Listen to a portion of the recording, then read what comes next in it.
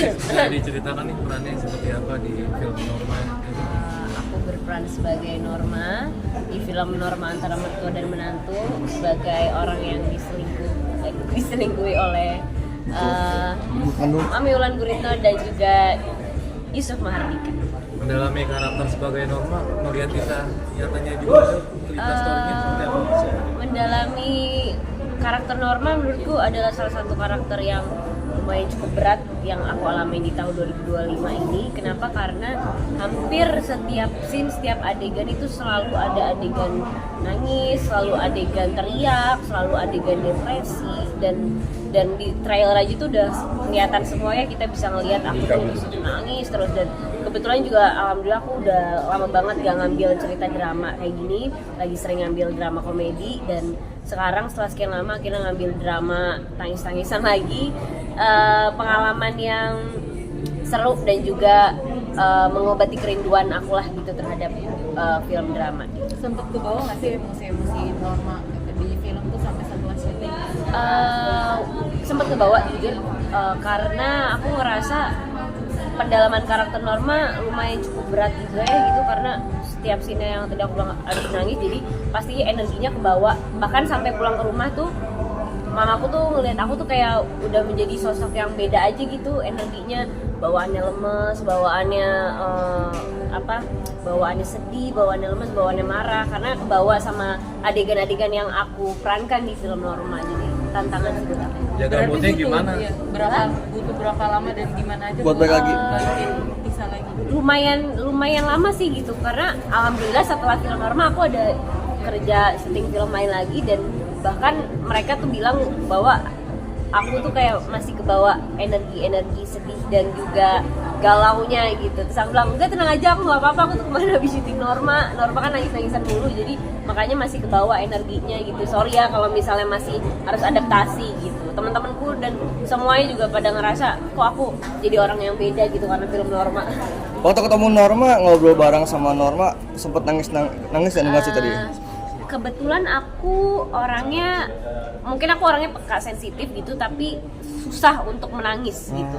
Jadi aku mendengar kisahnya Norma, aku terharu, aku cukup respect gitu sama kekuatannya dia, energinya dia, dan dia juga sangat-sangat membantu aku banget untuk mengambil peran Norma. Dia tuh banyak ngasih tauin cara dia bersikap, cara gesturnya dia dalam menanggapi segala macam gitu. Tapi kalau makanya ini tantangan, kenapa? Karena aku harus banyak adegan nangis, padahal di kehidupan aslinya tuh susah banget untuk menangis. Kalau secara personal impact apa sih yang bisa rasain setelah jadi Norma? Secara personal apa ya? Aku nggak pernah bawa kerjaan aku ke personal, jadi aku selalu kalau lagi kerja ya kerja, kalau personal. Tapi jadi trust issue soal hubungan.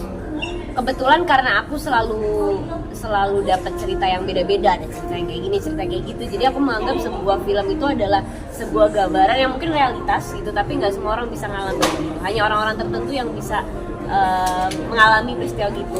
Dan kehidupan aku dan kehidupan aku di film dan juga kehidupan aku pribadi tuh beda banget gitu. Makanya senang gitu menjadi pemain film karena bisa menyelami cerita orang yang beda-beda. Tapi terkadang capek nggak sih syuting nangis itu kan?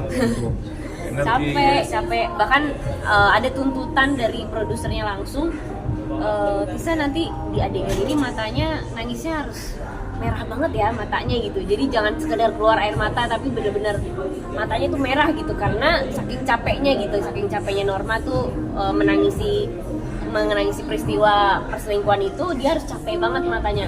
Dan aku sampai request ke makeup artisnya gitu, bawah matanya tuh digelapin ya, agak dibengkakin dikit ya gitu, karena ini udah capek banget nih gitu. Aku mungkin bisa membantu dari keluar air matanya aja gitu, tapi untuk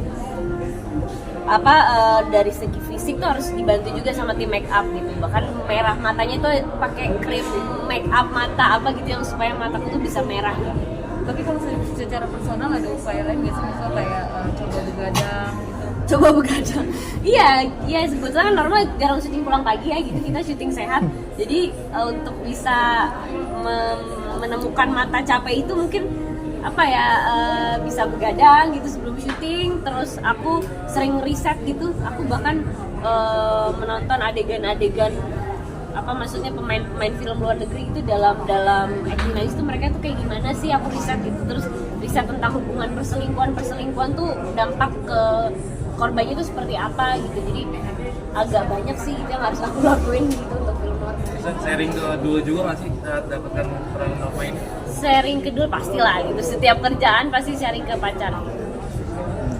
Ini bisa sedikit nih update mau persiapan puasa seperti Persiapan apa? puasa yang pastinya kita harus menahan lapar, menahan haus, dan juga menahan segala sesuatu hawa nafsu.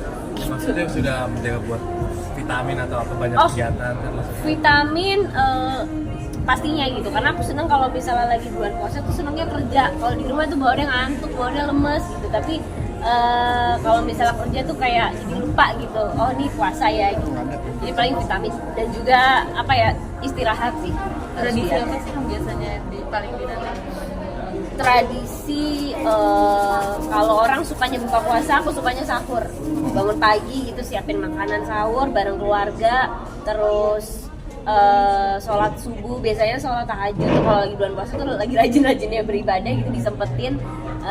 Jadi itu sih yang paling aku kangenin, bareng keluarga ketemu. Terus berarti lebaran akan sibuk promo film ini dong? Iya dong, lebaran sibuk promo, kenapa? Karena Norma tayangnya lebaran. Ini pertama kali nggak sih sibuk promosi film di momen lebaran?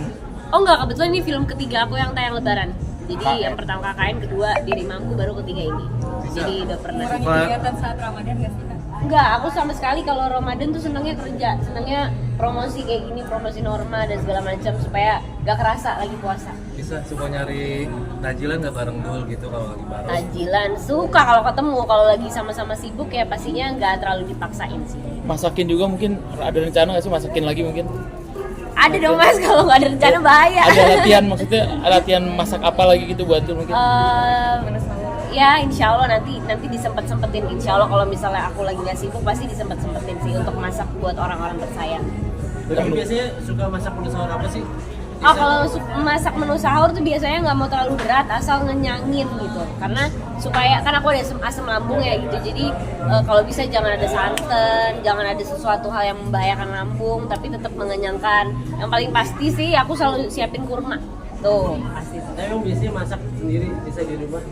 Kalau umur segini sih pastinya senengnya masak sendiri gitu. Tapi kalau misalnya zaman dulu sih pastinya dimasakin mbak atau enggak ibu gitu. Tapi komen dulu soal masakan kamu apa sih Tisa? Enak dong, masa nggak enak? Jadi motivasi nggak sih buat terus masak lagi? Insya Allah didoain ya, semoga bisa masakin terus. Ini sudah ke makam almarhum papa belum sih? Kasih ya. Udah ya, makasih. Karisa foto dulu. Ayo,